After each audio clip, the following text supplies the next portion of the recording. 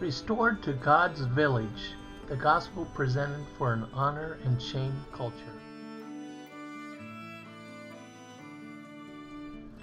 In the beginning, God created the heavens and the earth. In the first chapter of Genesis, you can read about God's design touches to creation. God's authority, only honor, no shame. He isn't finished here.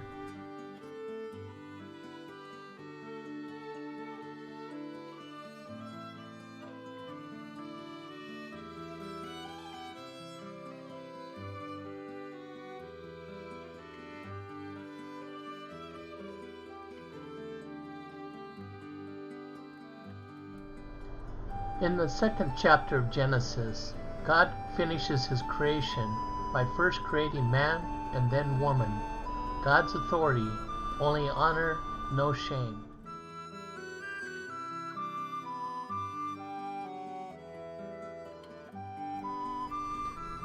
Read Genesis chapters 2 and 3. God instructed first the man and then the woman not to eat from the tree. God's authority. They were free to roam, but were instructed by God, don't eat from this tree. Not too many rules.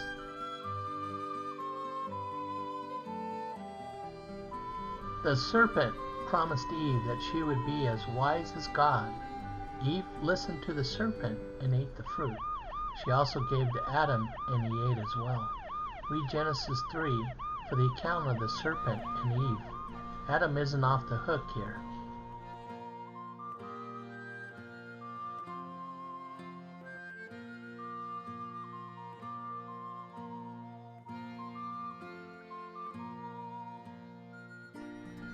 Although it seemed that Adam and Eve had blown it for good, God didn't leave mankind without hope.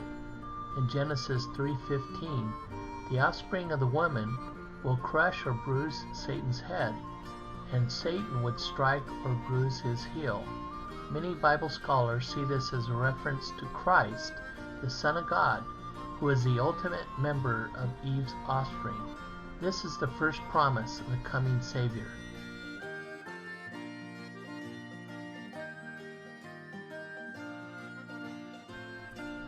God didn't just abandon us and leave us in a place of shame and isolation, like outsiders yearning to be restored in honor and relationship with Him.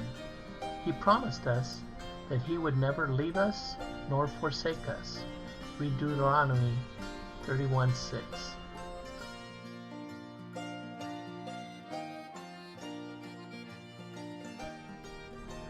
God had a plan early on to restore our honor and remove our shame. God's word was in the beginning and always will last forever. He doesn't break His word. John 1:1 states this.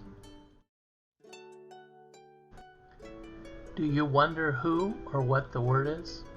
According to God's word, Jesus is a word spoken in John 1 verse 14.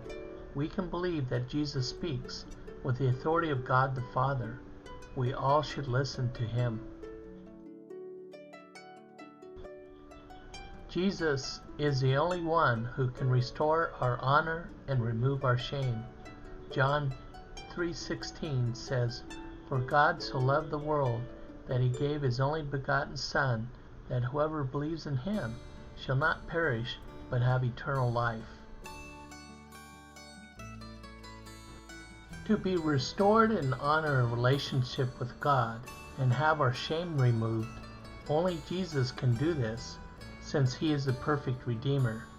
In John 14:6, Jesus said to him, I am the way and the truth, the life. No one comes to the Father but through me.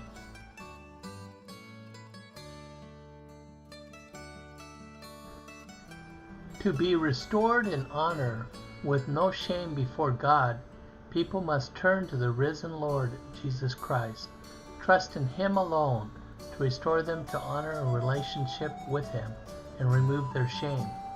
Romans 10:9 and 10 is very clear on this.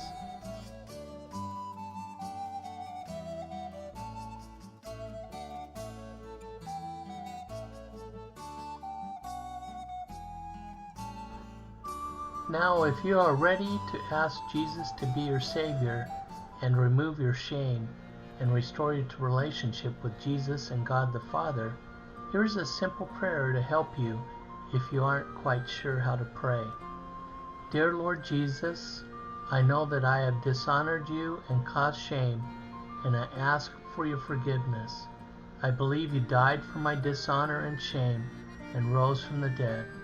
I turn from my shame and dishonor and invite you into my heart to restore me to a place of honor and glory with you. Amen.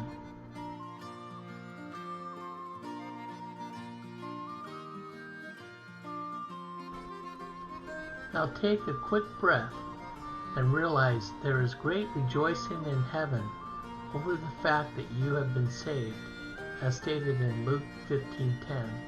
This is a cause for great celebration.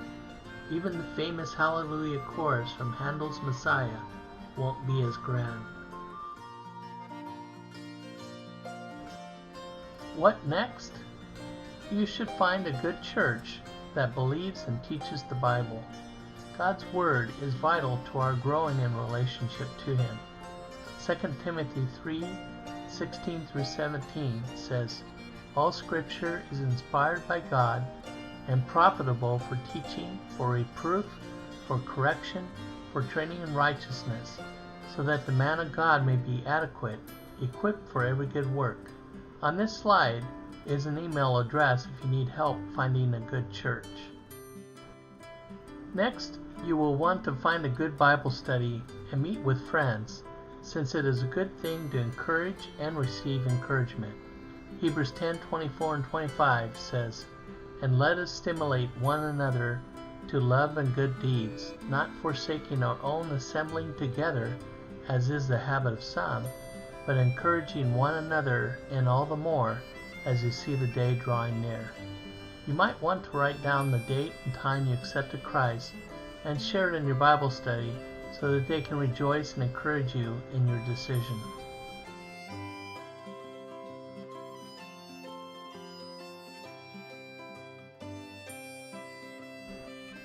Until you can find a good church closer to you, Arbor Road Church has a wonderful online service with beautiful worship music and Bible-based teaching. You can watch Arbor Road online service on their website, live.arborroad.com, YouTube by searching on their name, or even on Facebook. For your personal Bible study, important that you read God's Word for yourself, there's a great website, www.biblestudyemail.com. The Book of John is a good place for you to start.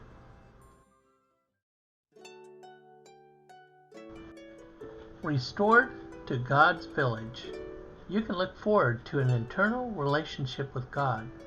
Glory, honor, God's authority, no shame. Jesus is presently preparing our eternal dwelling place. Jesus says in John 14:2 and 3, In my Father's house are many rooms. If that were not so, I would have told you, because I am going there to prepare a place for you. And if I go and prepare a place for you, I am coming again and will take you to myself, so that where I am, there you will also be.